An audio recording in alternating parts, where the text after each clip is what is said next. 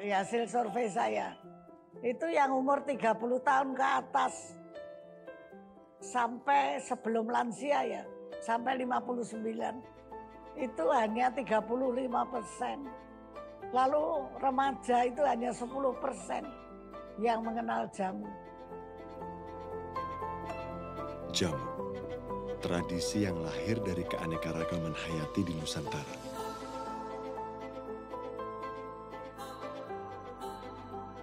Jamu itu adalah satu-satunya di dunia. Sehingga seharusnya kita semua merasa bahwa jamu itu merupakan keunggulan bangsa Indonesia yang sulit disaingi bangsa lain.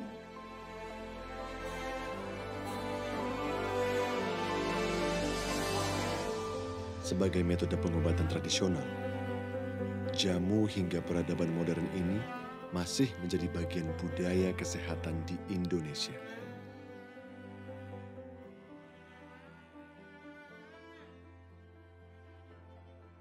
Jadi kesadaran bahwa kita itu memelihara kesehatan melalui minum jamu, itu memang betul-betul harus dicari caranya bagaimana supaya orang-orang muda berpikir seperti itu.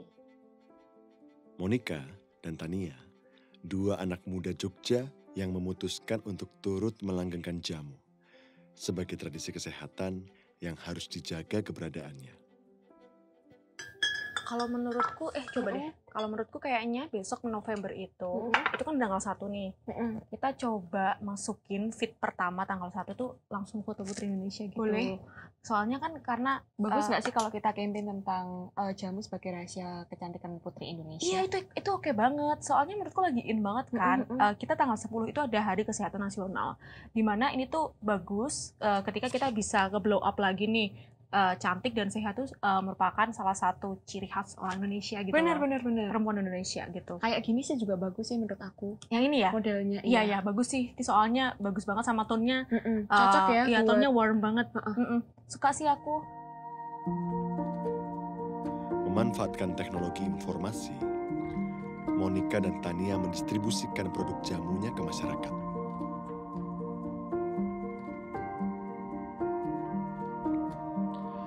Cara baru, tapi setia dengan spirit lama. Karena ramuan jamu yang dibuat Monika dan Tania adalah warisan dari nenek buyut Monika. Bahwa kita punya sesuatu yang sebetulnya merupakan mustika dunia. Sehingga sekarang memang yang harus diperbuat itu adalah kalau yang seusia saya, ya menulis buku apa yang dipikirkan. Kalau yang lebih muda, membuat audiovisual supaya penontonnya itu menjadi lebih banyak, peminatnya lebih banyak. Ketika kami kuliah, kami sering berorganisasi bareng, kemudian ikut lomba bareng, terus terpikir, yuk kita meningkatkan level pertemanan kita. Gimana kalau kita bikin usaha yang relate sama apa yang udah dilakukan keluarganya Monika, yaitu jualan jamu. Eyangnya Monika ini kebetulan adalah penjual jamu sejak 1950. Jadi Monika ini adalah generasi keempat dari eyang buyutnya.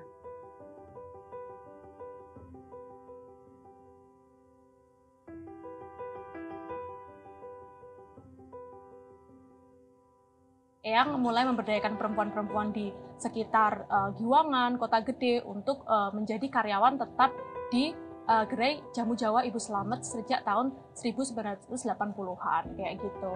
Dan sekarang ini saya melanjutkan Jamu Jawa Ibu Slamet, membrandingnya dengan kemasan yang lebih menarik, dengan sosial media yang dekat dengan anak muda dengan nama Jogjamu, jamu dari Jogja.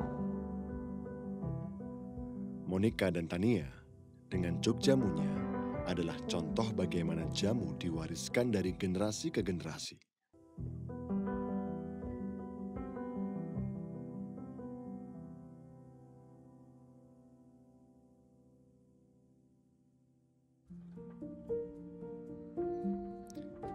Ini adalah nguter. sebuah daerah yang menjadi sentra jamu. Dengan para penjual jamu tradisional sebagai penggeraknya.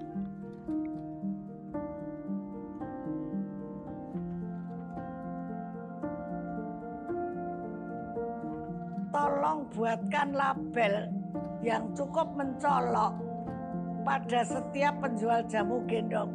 Apakah dia pakai gendong, apakah dia pakai sepeda, apakah dia pakai motor, apakah dia pakai gerobak. Jamu gendong itu selalu datang dan selalu mengingatkan pada kita semua. Jadi betul-betul dia itu pahlawan kesehatan bangsa Indonesia. Sejak fajar tiba, Mbah Parinem sudah sibuk di dapurnya. Mengolah berbagai rempah menjadi jamu, yang kemudian dikemas dalam botol. Botol-botol jamu itu dimasukkan dalam wadah, yang nanti akan digendong Mbah Parinem berkeliling seputar nguter.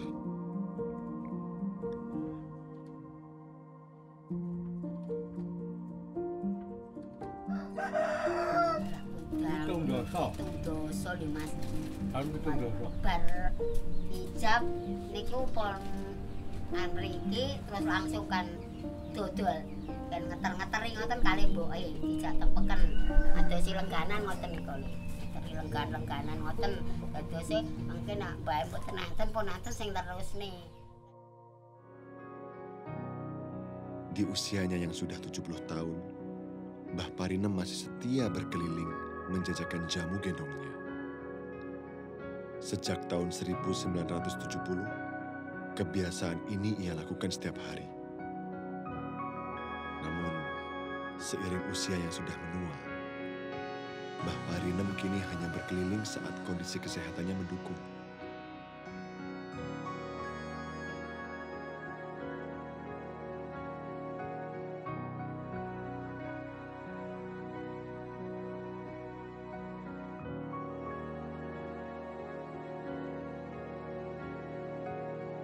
Dialah satu-satunya kelompok masyarakat yang selalu membuat jamu, menjual jamu dan mengantarkan kepada pelanggannya tanpa disuruh, tanpa dikasih transport, tanpa dioyak-oyak, tapi dengan setia. Bahkan setiap rumah dia ketuk, jamu nih Mas, jangan lupa. Pak, Bu minum jamu. Nah itu mereka kerjakan setiap hari. Kehadiran Mbah Parinem selalu ditunggu para pelanggannya.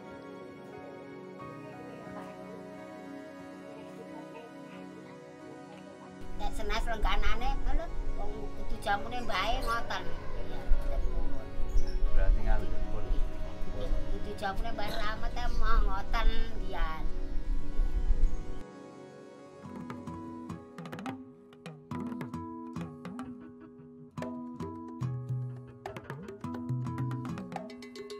Sekian lama berkeliling Nguter, jamu Mbah Parinem sudah dirasakan warga Nguter dari generasi ke generasi. Sebuah kesetiaan tentang merawat tradisi jamu.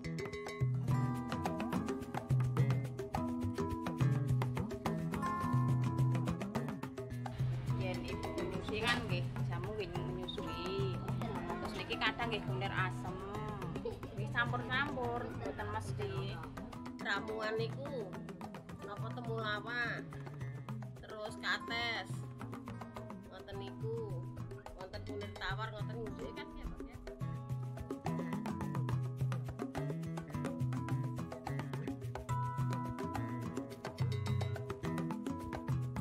Mandeke nggih jam 12 enten rikon wau. Nyebari bakul-bakul sing dereng parek Mas akun wareg nggih. Biasane biasane dengaran kowe kaene do teko ngoten ta nika wau biasane jam 10 ngoten biasane kula jam 12 Mas yen dugi nggen nika wau kan warung gorengan wau diayi kakung jam 12 sawang dugi nggen kayak padha wareg barang ombe wong sitae wareg ngoten.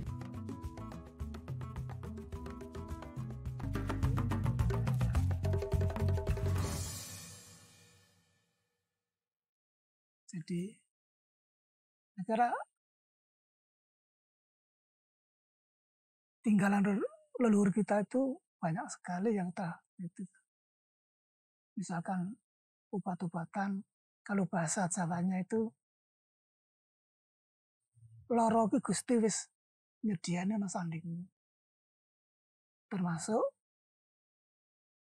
apa pegagan, sende, itu kan sudah ada, hanya kita yang kurang menggali.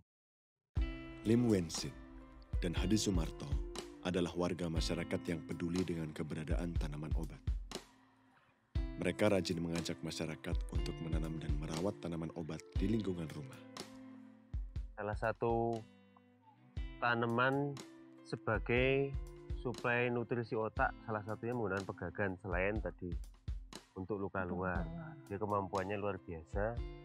Tidaknya kalau misalnya buat anak-anak yang ketika beli sayur, salah satu tambahnya pakai ini. Jadi nanti dipercaya dan memang terbukti kemampuan tumbuh kembangnya otak lebih bagus. Mereka membangun sanggar tani dan menanam berbagai tanaman obat di sana. Tanaman yang bisa dikonsumsi sebagai ramuan tradisional atau sayuran untuk kebutuhan sehari-hari. Fungsinya untuk menghilangkan bau badan, terutama keringat. Supaya keringatnya lebih harum. Sebagai aktivis pertanian, Lim Wensin membantu Hadi Sumarto mengeksplorasi kekayaan manfaat tanaman obat yang diwariskan nenek moyang kita. Ini kalau setahu saya hanya bahan sayuran ini. Bahan sayuran? Ya, dia termasuk untuk urap segala itu. Bahan sayuran, pakan kambing. Ya.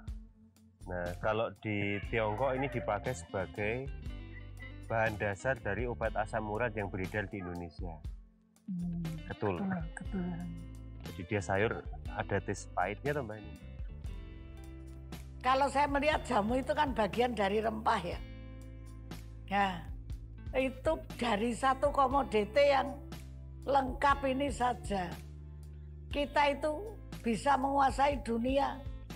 Lawang sekarang saja paling rendah nomor 4. Padahal dengan perhatian yang sekenanya. Coba kalau kita serius, kita tekun, kita bekerja keras, ya pasti kita bisa. Dalam kehidupan masyarakat Jawa, kebiasaan menanam tanaman obat atau lebih dikenal sebagai empon-empon sudah dipraktekkan sejak dahulu kala. Di mana empon-empon seperti jahe dan kunyit biasa dikonsumsi warga saat kondisi badan dirasa tidak sehat. Beberapa warga malah menjadikan empon-empon sebagai produk usaha kecil penopang ekonomi rumah tangga mereka. Hal inilah yang dilakukan kelompok wanita tani Mekar dari Ngalean, Sleman. Menjadikan empon-empon sebagai salah satu penopang ekonomi keluarga juga kerap disampaikan Profesor Dwiyati. Beliau adalah peneliti tanaman pangan. Saya tertarik penelitian kunir putih karena kunir putih yang saya teliti ini adalah aromanya mangga. Jadi saya sebagai orang pangan, orang yang mempelajari pangan dan ahli pangan gitu, sangat tertarik ada empon-empon kok aromanya pangan, aromanya mangga. Dan di S3 saya teliti di dalamnya ada apa kok kunir putih jenis mangga ini berkhasiat. Sampai saat ini saya masih penelitian terkait kunir putih jenis mangga ini. Ada sebagai anti diabetes, sebagai anti aging. Dengan sarana kunir putih hasil penelitian saya ini, alhamdulillah yang kolesterolnya tinggi itu bisa normal. Kolesterol normal 200 mg per dl misalnya.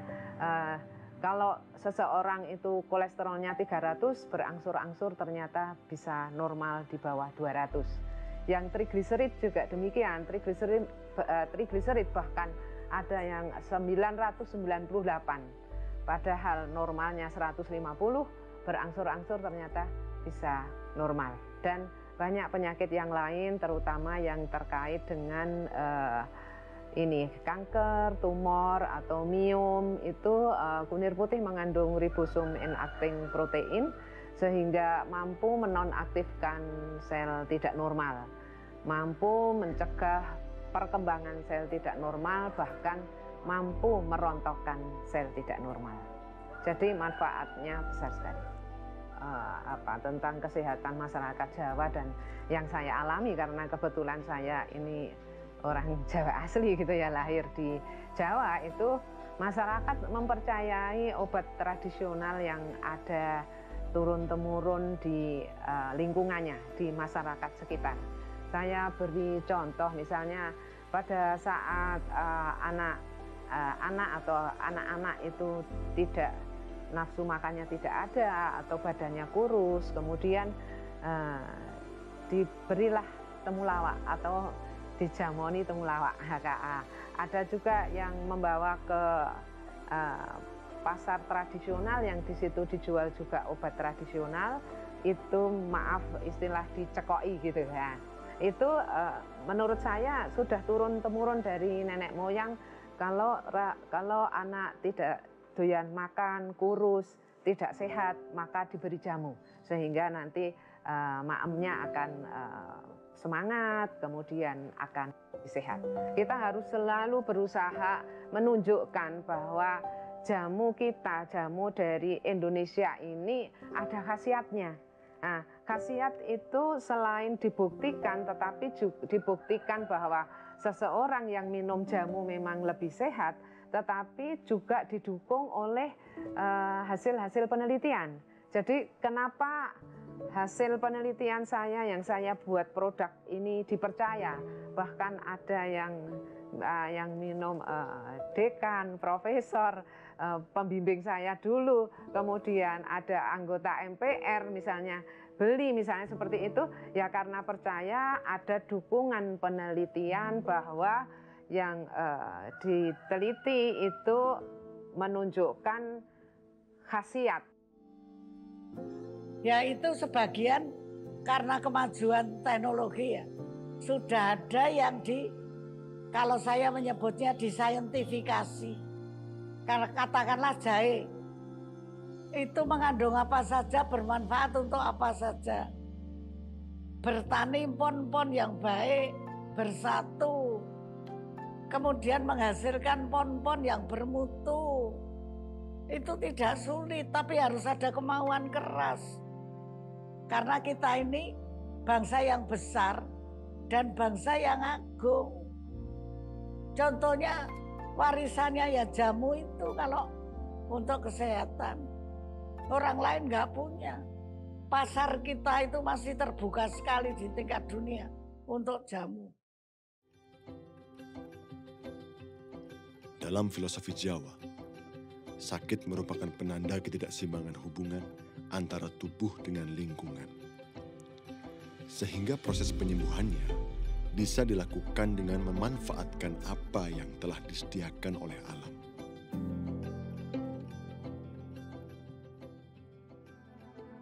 Jamu gendong atau sebangsa itu mesti dalam bakulnya terdapat 8 botol jamu.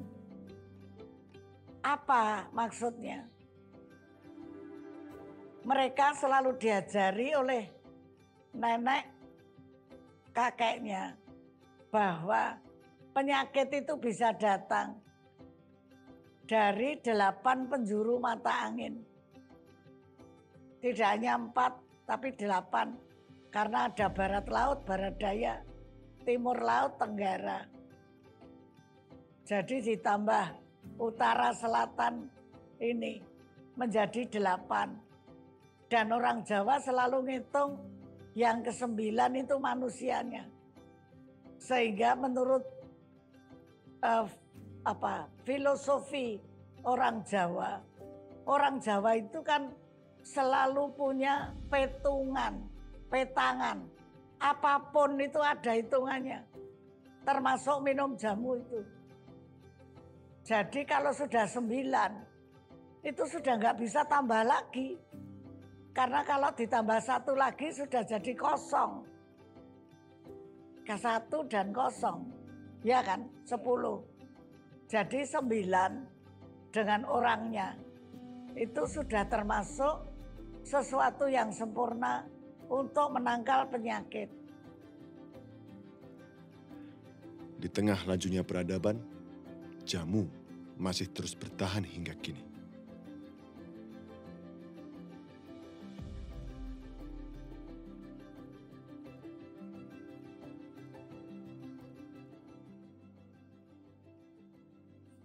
Itu yang memang harus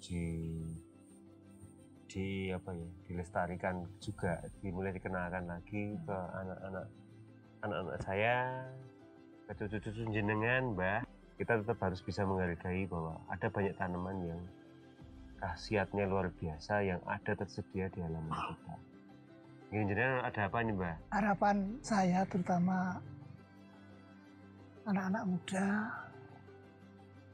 terus generasi yang masih muda lagi, ada anak adik-adik kecil, kenalkanlah pada tanaman-tanaman yang ada di sekitar kita, termasuk tanaman obat, misalkan yang sudah dikatakan tadi, semua sebab tanaman itu mengandung khasiat. Saya kira gitu.